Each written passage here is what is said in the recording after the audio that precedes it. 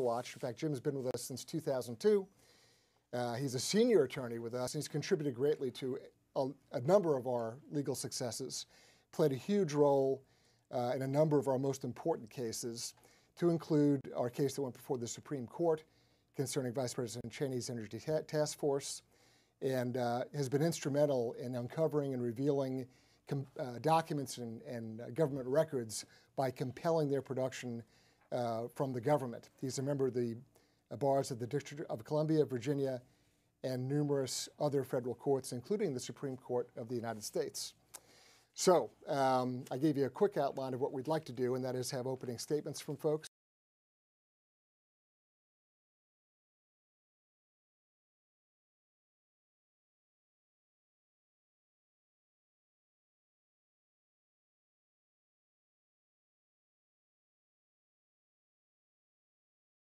Judicial Watch team that really does the work that most of the media should be doing, and is, I think, the nation's watchdog. So thank you very kind of you. For everything you do. Let me start with a caveat, if I may. I love conspiracy theories, but I love them as entertainment. I have a bookshelf of conspiracy theories at home. But there's a very important part to that phrase, and it's the second word, which is theories. They're not facts. So conspiracy theories and the belief in them undermines clear-sighted analysis. So I'm not here to talk about the outre accusations that have been made against those who are not in favor of the current administration. I want to talk about what actually happened so far. I left the administration 3 weeks ago today, so I've seen the worst of the worst, the first 7 months of how the bureaucracy responded to the administration of Donald J. Trump. And let me start by saying I actually prefer the phrase permanent state to deep state, because it's not necessarily a function of something that's hidden or deep. It was in our faces. It was arrogant. It was right there in the surface of our policy discussions at the highest level of the White House. So it's not hidden.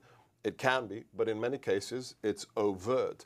And it's been there for a long time. This isn't just a reaction to a New York mogul who became president. Mm-hmm. This has been brewing for decades, truly decades. And what does it look like? Well, let's look at the factual things.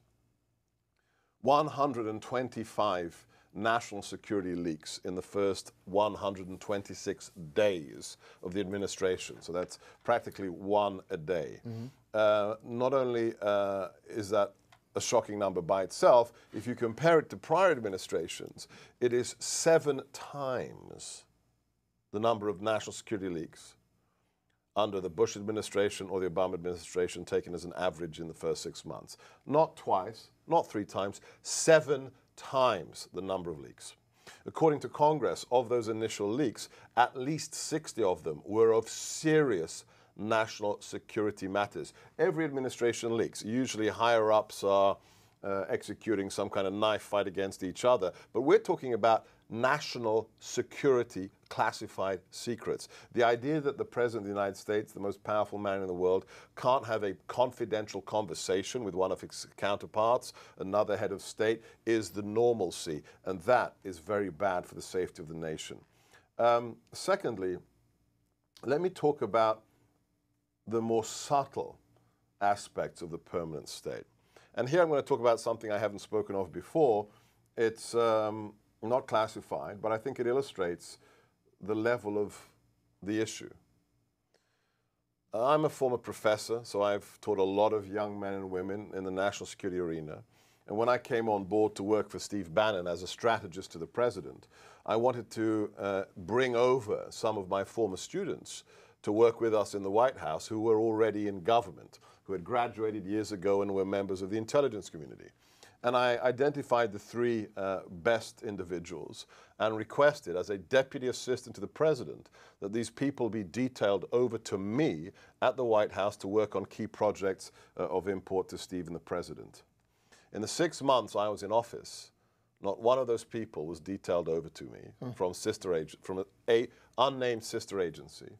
And I found out not only did the sister agency stop their detailing, every single individual was taken off their current duty roster and punished and put into menial tasks outside of the real national security remit through no fault of their own. Why? Because the 7th floor of that agency, to quote a senior individual, looks at the White House as the enemy. Now, let's just let that sink in for a moment. We seem to forget, or it's easy to forget, every single branch of the executive, every single branch, whether it's the Department of Agriculture or the NSA, works for the President of the United States. These aren't alternative, competing companies in the free market. They work for the White House. And you are there to serve the interests of the President who has been duly elected by the Electoral College, which represents the American people. The idea that we are the enemy, that leads to very, very dangerous things. Indeed. Let me just touch upon a more subtle aspect as well of what I call the permanent state. I've mentioned this before, but it bears reiteration here. I wasn't a member of the NSC, but because of the projects I was working on, I went to frequent meetings of the NSC on issues to do with Qatar, Syria, ISIS, what have you.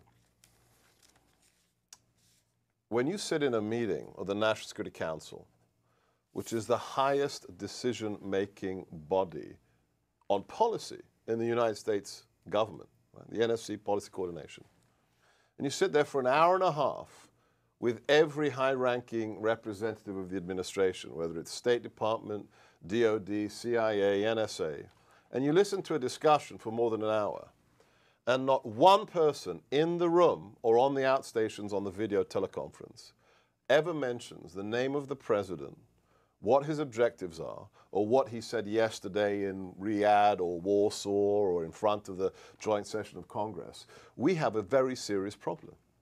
Because they are there not to serve their own understanding of what the nation needs, but to serve the vision of the new CEO, if you will. And if you were in a private company and you disagreed with the new CEO on a key policy of that company, you had two very simple options. Change your mind and support the CEO, or resign, get your box, and fill your box with your articles and leave the building. Today, we have a very large number of people in the US government, not just SES, but GS individuals who think, I've been here for 15 years, I'll be here when the President leaves, I know better. That's not democracy, and that's not the American way. Thank you, Seb. I tell you, that is a level of insight and detail that I have not heard articulated anywhere else in the way that you have. It's very important that I think that our viewers understand that and that they hear it from you 3 weeks fresh from the White House. Very disturbing, but frankly, in a sense, confirming. Diana, I can remember reading some of your work, and you're talking about Washington in the sense of being occupied. And that occupation sounds a little bit like the permanent class that Seb was just talking about. So please let us hear from you and your thoughts on this. Yes, I'm very fascinated by Sebastian's remarks. And I would say that for him, it's upfront and personal. For us on the outside, however, it still seems very murky, very unformed. So when we talk about deep state, which I also am a little uncomfortable with the term, it's very amorphous.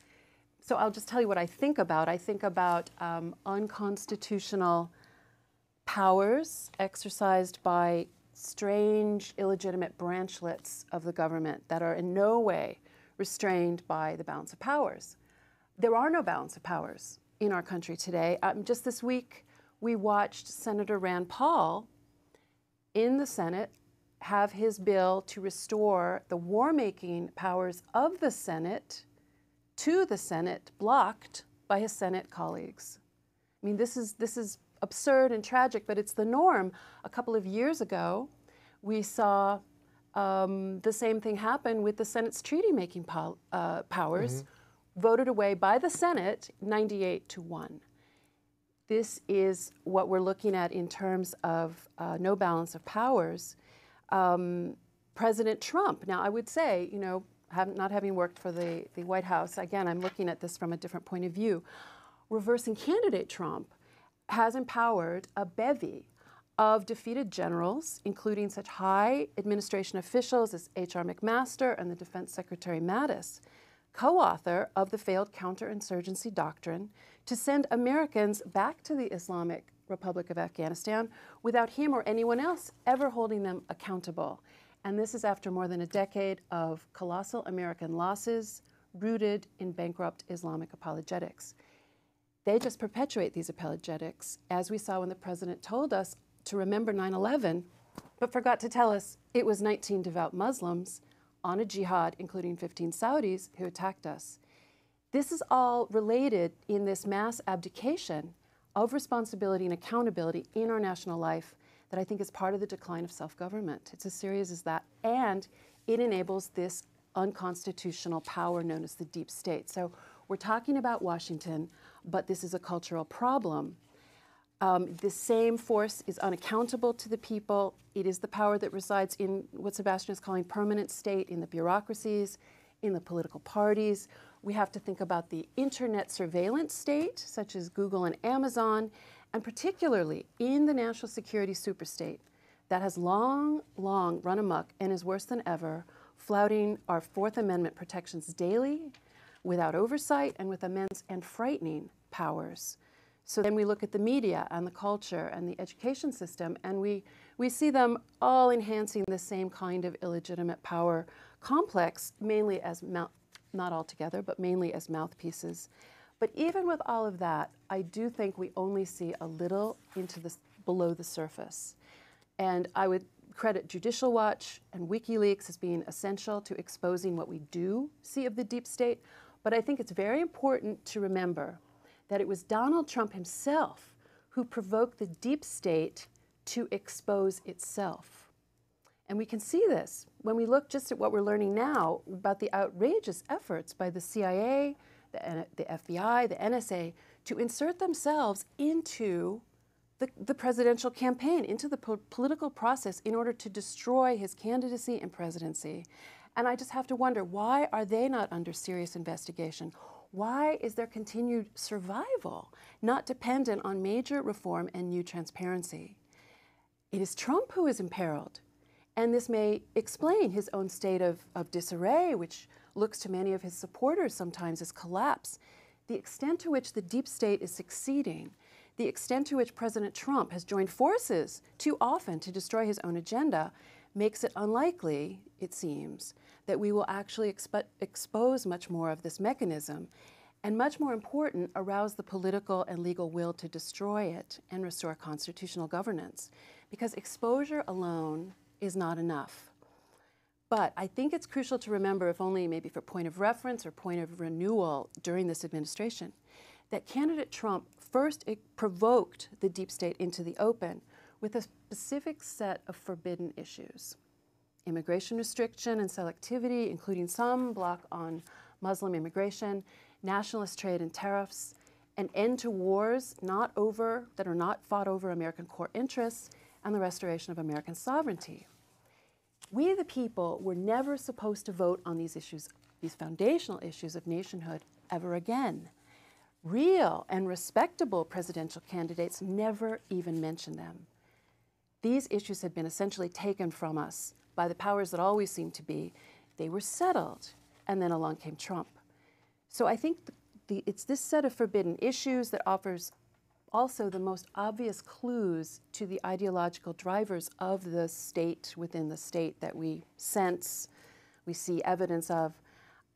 It shows itself to be fanatically globalist and anti-nationalist. It is interventionist. It favors mass immigration and even open borders. It supports free trade, and it is also, to invoke a rather antique concept, perhaps, soft on Islam, which I would say has something to do with the insertion into the Washington food chain of Islamic supremacists, including those related to Muslim Brotherhood organizations. None of these positions add up to small r republicanism. Quite the contrary, these are building blocks of a socialist paradise, regardless of the labels people choose to identify themselves. And I'm not exaggerating, I mean that quite literally. during my own campaign coverage, I was able to find striking similarities between the beliefs of mainstream anti-Trump Republicans and the program set forth in a 1932 book called Towards Soviet America. It was written by William Z. Foster, chairman of the Communist Party USA, which means it was approved, if not actually written in Moscow. These similarities were especially strong when it came to the forbidden Trump issues: immigration, trade, and what Foster called bigoted nationalist chauvinism. Now, I'm not suggesting that Republicans and Democrats, who of course have more in common with the Soviet American program, are Communist Party members, but just trying to demonstrate the extent to which communistic ideas have shaped and transformed our politics and even wholly shifted the spectrum. They also characterize the political impetus, I believe, of this permanent state. So we're at this point of exposure, and then the question is, what happens? As Judicial Watch can attest, not very often very much happens, and I'm afraid historically this is typical. I'm thinking back to the historical deep state that you earlier referenced, once upon a time known as the Communist Conspiracy. Exposure wasn't enough even back then, and the reason I say that is the era today is still widely characterized as a Red Scare created by conspiracy theorists, which means that the Communist Party line, the old deep state line, has come to, at least as far as popular consciousness, been the one that sets the narrative. This has blinded us to subsequent forces of subversion of all kinds. Now, this was not conspiracy theory, as I think Seb would agree. We have hard evidence of hundreds, if not thousands, of Soviet agents in and around the halls of power in Washington by the middle of the last century. And that doesn't even include numerous communists and fellow travelers around town. These agents met with handlers, they took secret orders from Moscow. That's a conspiracy, and it was communist. They stole government secrets, but far more important, these unaccountable members of a de facto shadow government, certainly under Franklin Roosevelt and after.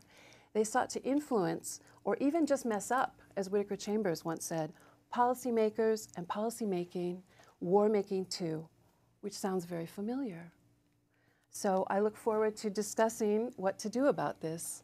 We have a lot to draw on from our past if we just look at these lessons. Thank you, Dana. Very insightful. Certainly, I enjoyed your commentary, or I found it very intriguing about the idea, excuse me, that the American public was never supposed to vote on this. Right. It's a forbidden topic. Yes. So then we turn to our friend Todd, and looking at this whole question from the perspective of a journalist, writing and reporting and interviewing. Give us your thoughts on where we are and where we're going. Well, first of all, thank you, Chris, for having me here, and thanks for holding this panel, and of course, thanks for all of the, like Dr. Gorka said, all of the remarkable FOIA work that Judicial Watch does to bring so much information to the American public. My discussion, my opening remarks today focuses less, if we're talking about the deep state as a group of maybe not the highest level of appointees, but maybe the middle level or lower level appointees, or even just the career officials within a bureaucracy. My discussion's a little less on the actual inside obstruction that Mr. Gorka, or that Dr. Gorka, excuse me, described, where he handpicked these aides and they were blocked from ever getting to him. As you mentioned, I'll sort of look at this from a media standpoint. And so I think what we're talking about really is how can a group of persons within a bureaucracy, one of these agencies under the executive's control, how can they use their power to manipulate information and manipulate that flow to the American people? So I think when we start with that broad umbrella, that really splits itself into two parts, which is they either manipulate the information itself or they manipulate the flow, and somehow, to some degree, they co-opt the media into being willing or unwitting agents in a very selective flow of information. And I'm sure Dr. Gorka probably has some experience with that in his months at the White House. So let's, for the moment, start by examining leaks, because this is how we sort of think of this, at least in the first months of the Trump administration, as Dr. Gorka explained, 125 leaks in 126 days.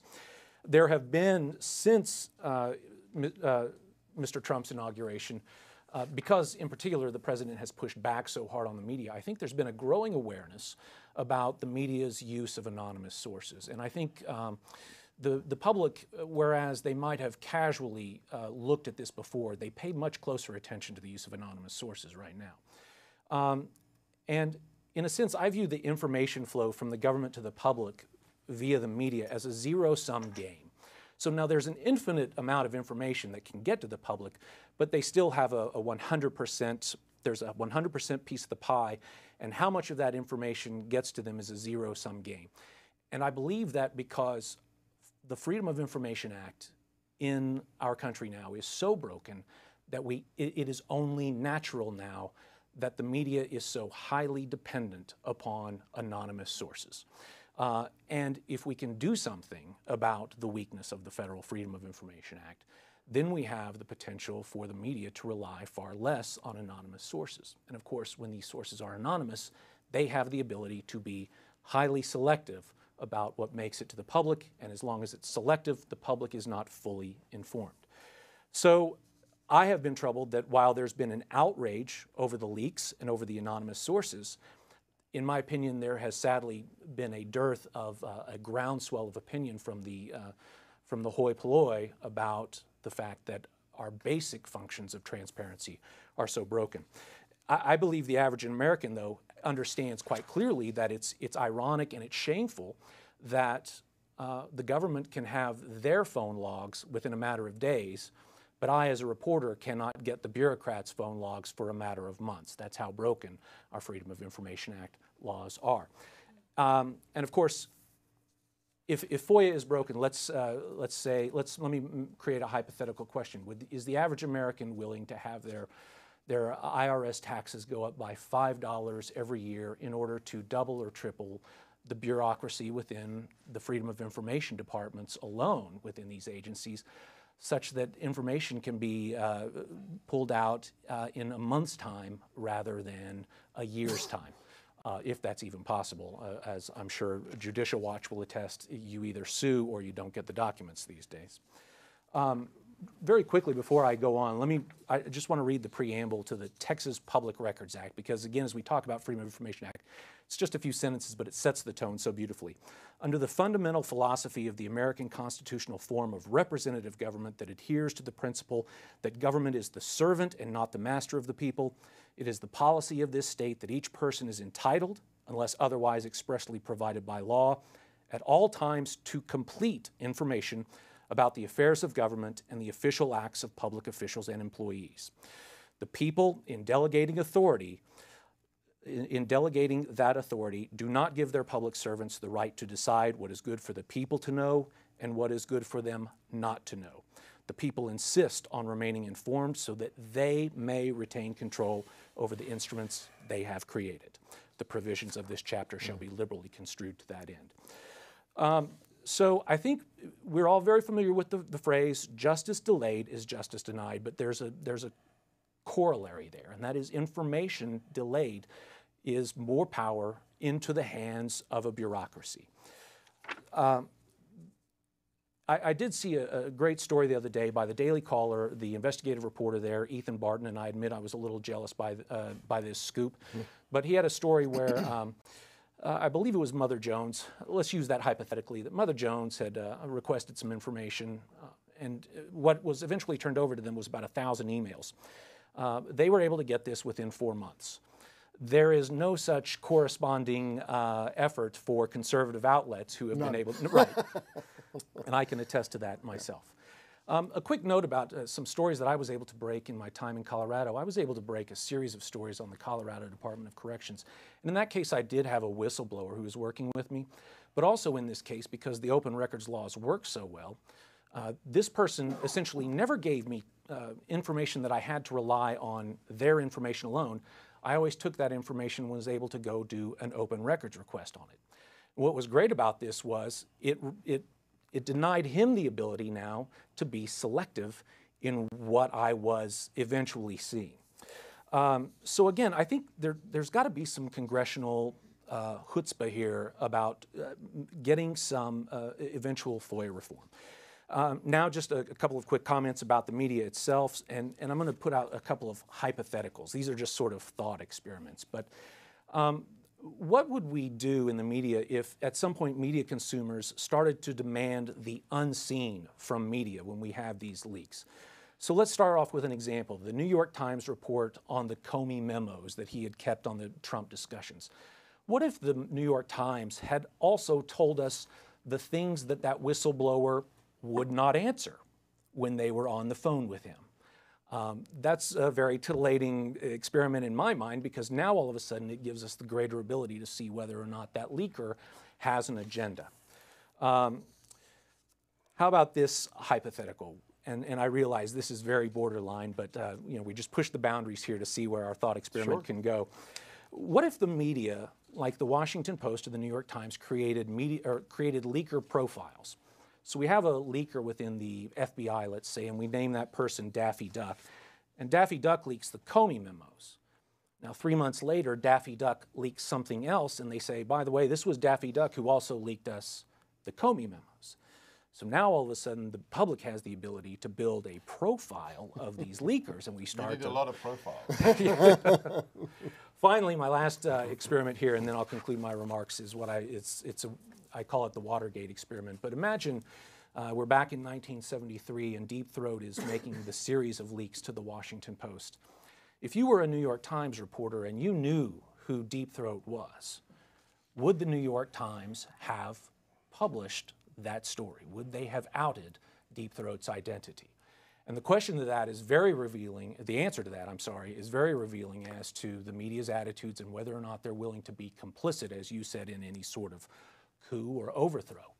In my mind, if the New York Times has that information, they ought to publish it. And I think, to make a literal analogy to right now, the question is, if someone knows the identity who leaked the Michael Flynn transcript, would they publish?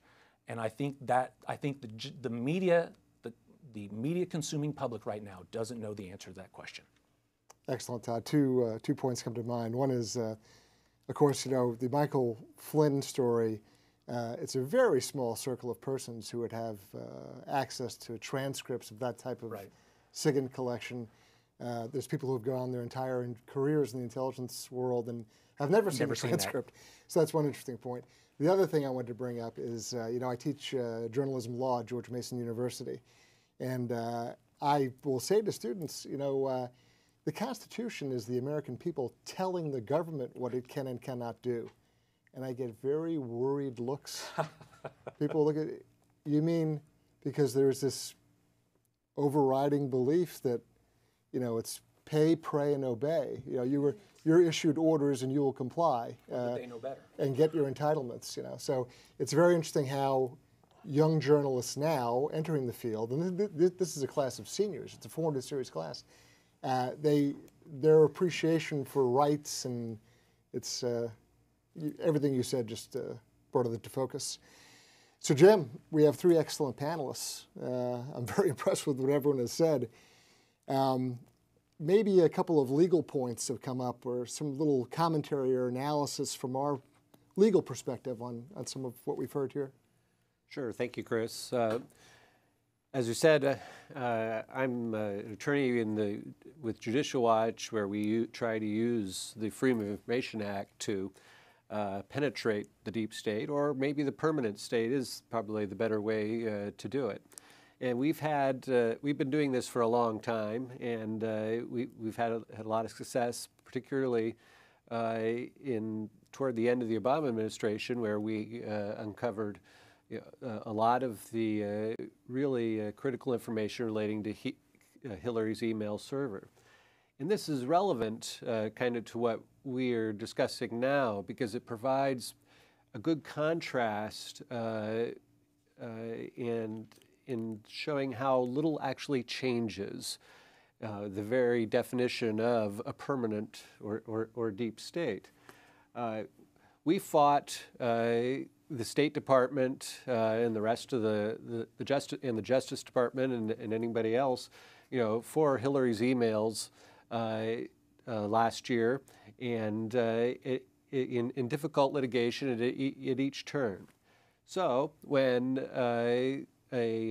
Donald Trump was elected, we thought, we weren't necessarily certain of it, but we thought there was at least a decent chance that we might be something new, that the Obama administration the perspective of the Obama administration would change with the Trump administration. Boy, was that naive. I mean, we thought that there would be a change, but literally on day one and ever since, it has continued. The fight has continued. If anything, it's just as difficult, it's just as intense, the opposition to anything we're trying to do. The State Department, the Justice Department still fight tooth and nail at each stage, prevent anything coming out, whether it's Hillary email related, things that could be easily released at the discretion of the government at any moment. It doesn't require any significant action, but the same people are still there. They're not just at each of the agencies that are in control, but also at the Justice Department in the litigation. It's the same people that are still in control, and whether, as Dr. Gorka said, well, whether it was an election, it doesn't matter. We're here, we're going to be here, and we'll be here long after any this is over. So that's why we see this really remarkable situation where, even though there's a new president, new policies and new perspectives on things, nothing changes. We still have an IRS with a commissioner in place. Lois Lerner doesn't get prosecuted for the outrageous abuses that occurred there. We have open acknowledgement. Nobody's even trying to hide that at the EPA and other federal agencies, they're using encrypted cell phone technology to communicate with other federal employees. Open violation of the law.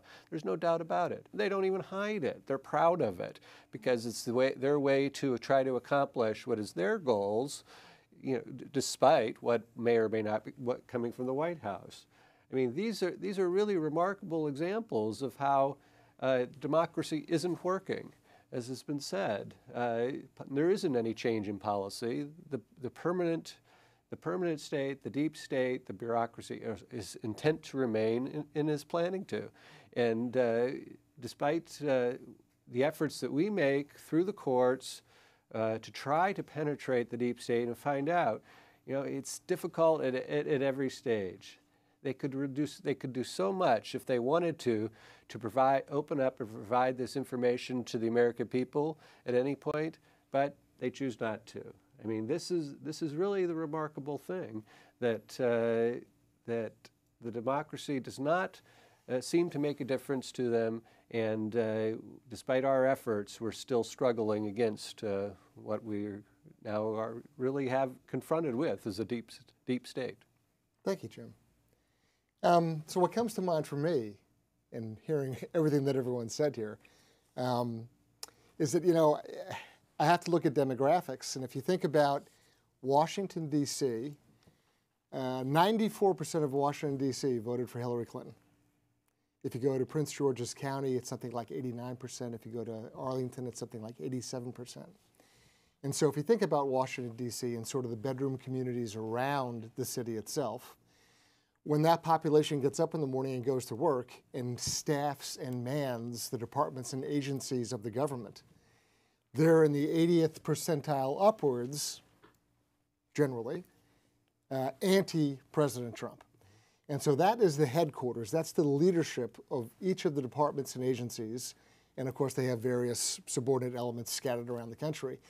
But that is what a new administration faces. And traditionally, the left is quite comfortable with the organs of the state, right, and the levers of management. They love policies and programs and departments, and you find, generally speaking, the right doesn't. And so you find people that come into government with a Republican or a right-of-center administration, when they're done, they go home. They go back to their business. Like Washington. Yeah, but the left stays here. And that is this entrenched, you can call it the deep state, you can call it the permanent state, you can call it a professional political class, a fourth branch of government. But what I think is disheartening to people is they see Koskinen still at the IRS. They see all the things that Jim mentioned. They see occupied Washington with this sort of, if you walk it back to the Comintern, I mean, you can, 100 years ago, you can find the initiative started. The frustration you experienced, a special assistant to the president, asking for staff and not just being blocked, but having your associates punished because they're associated with you. This is mind-boggling stuff. So my first question to you is, you know, this all leads to the mentality of laws or for the little people. Sure. Hillary Clinton and James Comey, do either of them ever get prosecuted? No, I'm afraid not. I hate to break the news to you. Why not? I just the situation you describe is overwhelming, but I think more importantly, President Trump himself has signaled that he does not wish to pursue Hillary Clinton publicly. What you describe further boggles my mind on the question I've had since day one of this administration, which maybe Sebastian can speak to, is why President Trump did not bring in more people who supported his agenda, the people who campaigned with him, who might have had experience, for example, a Newt Gingrich, a Rudy Giuliani, a Sarah Palin, the Sheriff Arpaio. What is the answer? Do, yeah. Steve Bannon said the other day that within 48 hours, they had made a decision to not support the deep state, but to literally, the quote was, to embrace the establishment. 48 hours of election day. This was on 60 Minutes. I think it's the bombshell news of 60 Minutes. He called it perhaps the original sin, I would agree, of the Trump administration. What was that, a deep state maneuver? What's going on with that? How is there no... Yeah, there's, in big issues, there's never a univalent answer. So whatever Steve said, and I worked for Steve, that's not the answer to all of these things. It's a combination of issues.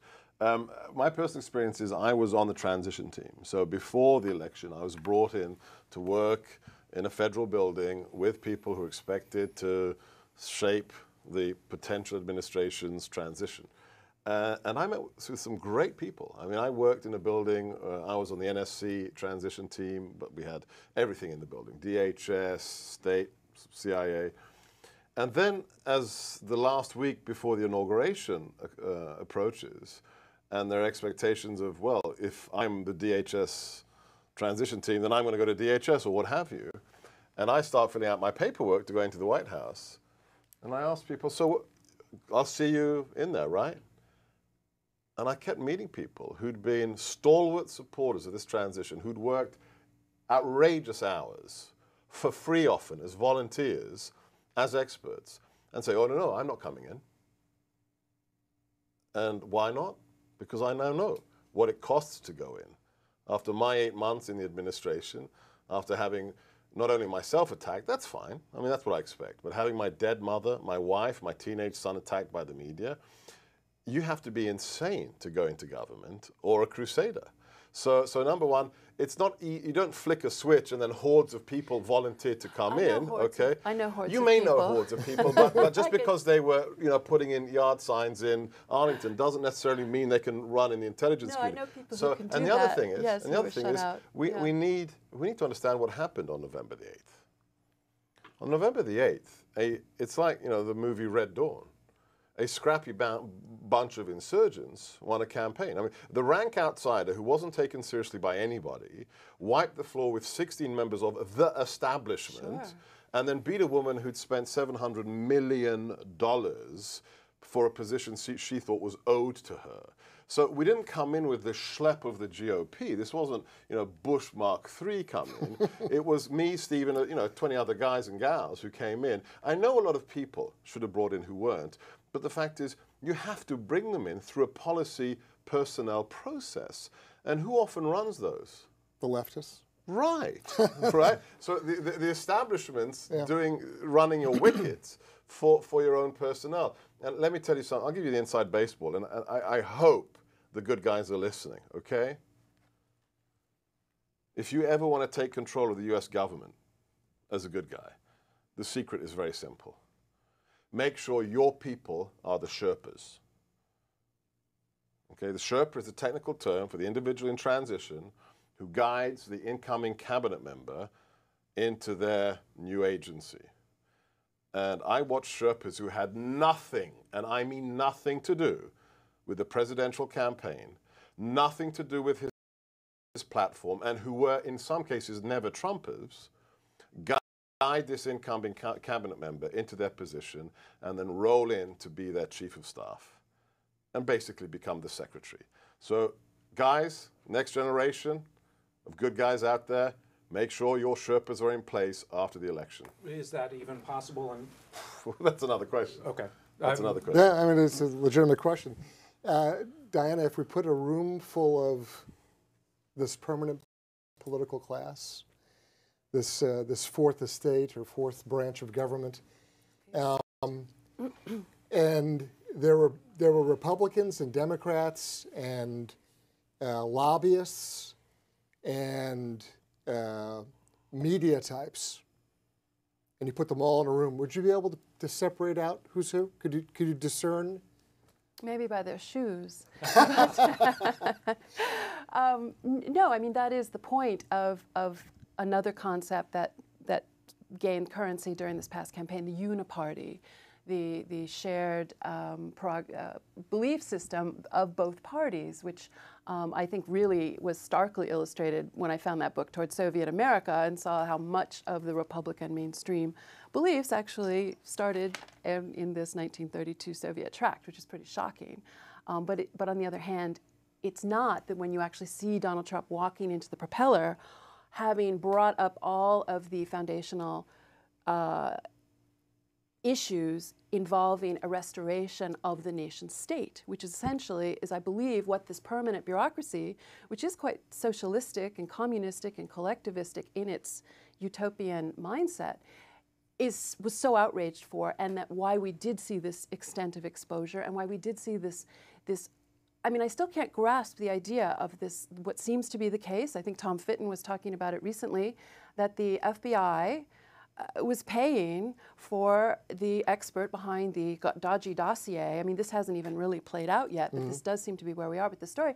And then ended up shopping the thing around during an election campaign. I mean, the idea of the FBI having anything to do with opposition research during our domestic democratic process is mind-boggling, but then we see the CIA director and we see all of them essentially colluding. I mean, my own theory, I think that a lot of this had to do with creating an act of deflection in terms of the Russian influence story that suddenly has disappeared somewhat, in terms of deflecting all the terrible things that a Trump administration might have found out in the Stasi-like security state that we are now living under. That's just a little hunch, but it has that feeling of ersatz quality.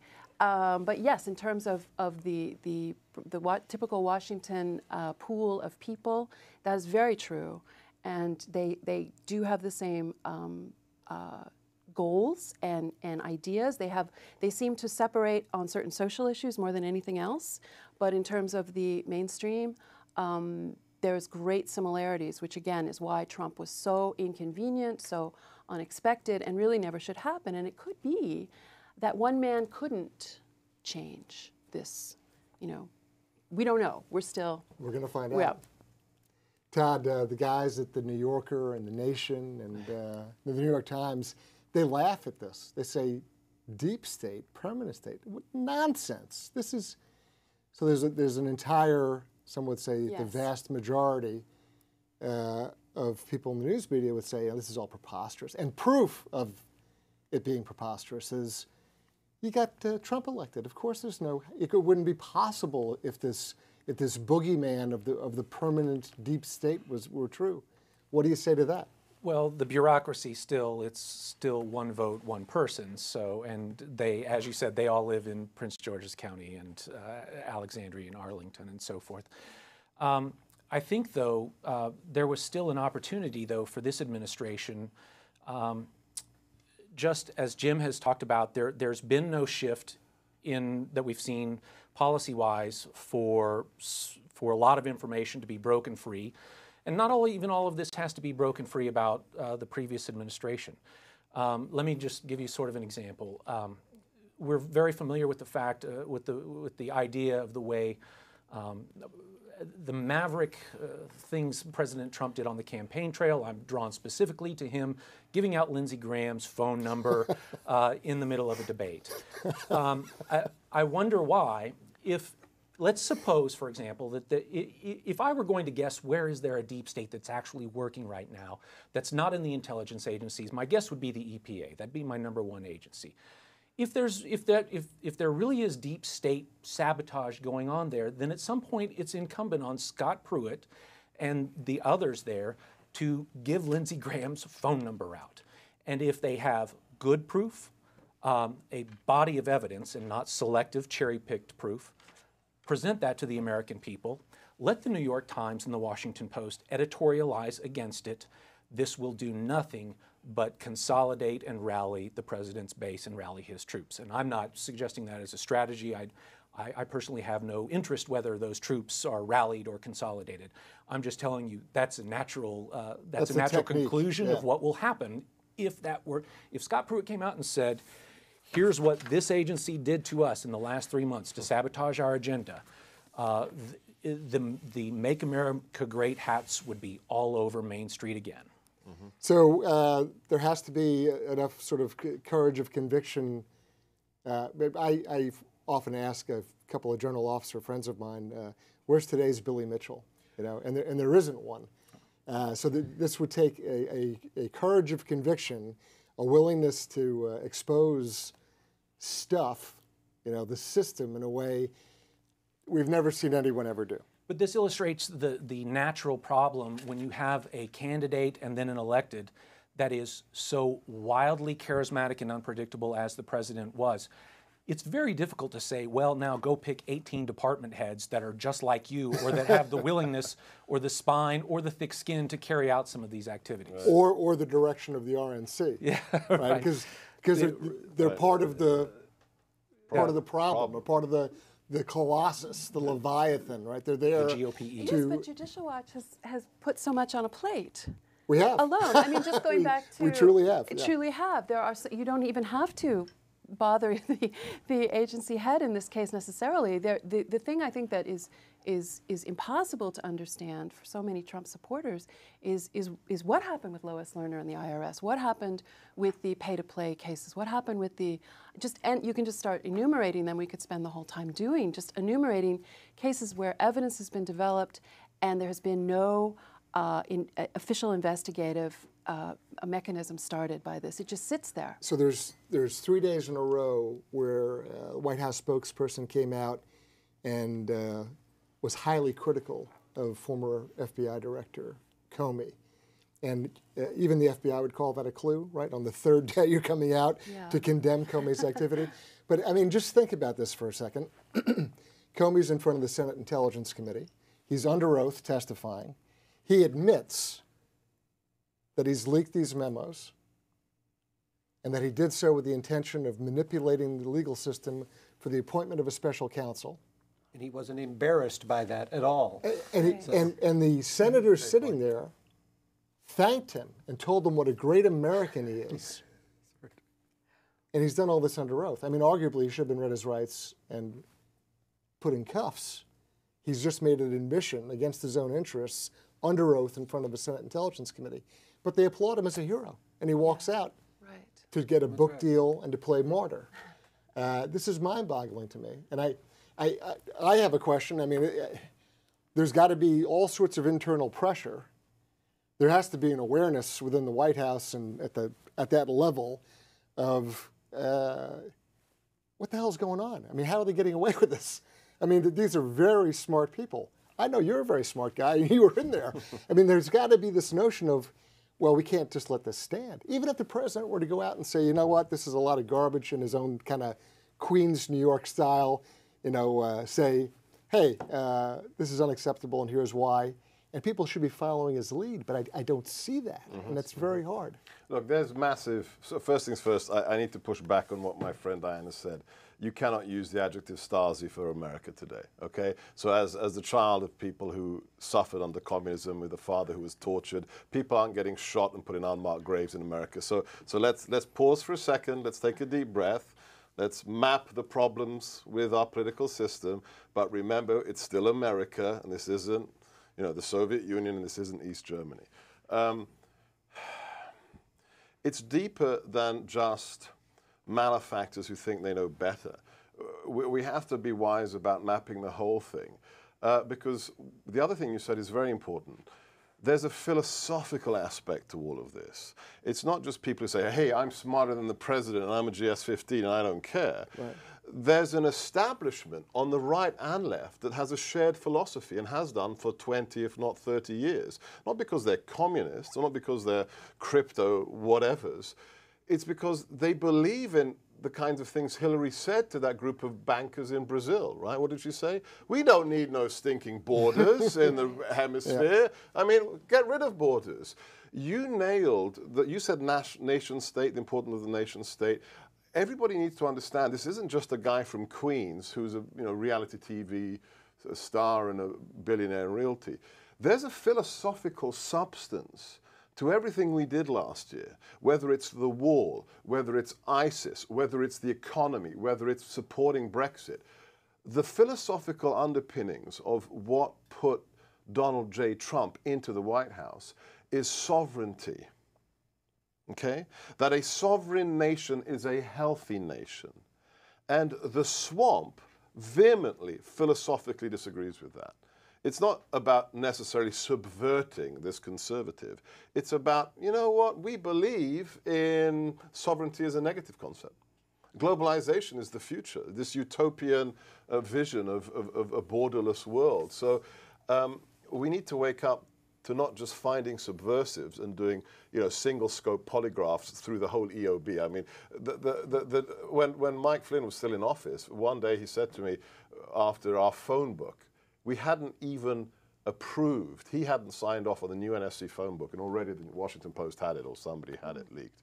And he said, I want to polygraph every employee in this building. And I said, Mike, do it, right? But you have to execute. You have to execute on that intent, because single-scope polygraphs are very powerful tools. You know that, right? I do. Yes, indeed. Yes, indeed.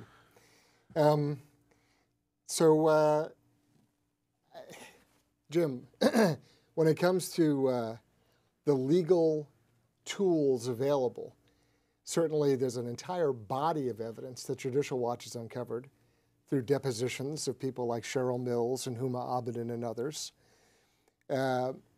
What's your guess? Has the Attorney General impaneled a grand jury to look at Comey or to have a relook, a de novo review of Clinton? Well, that's a good question.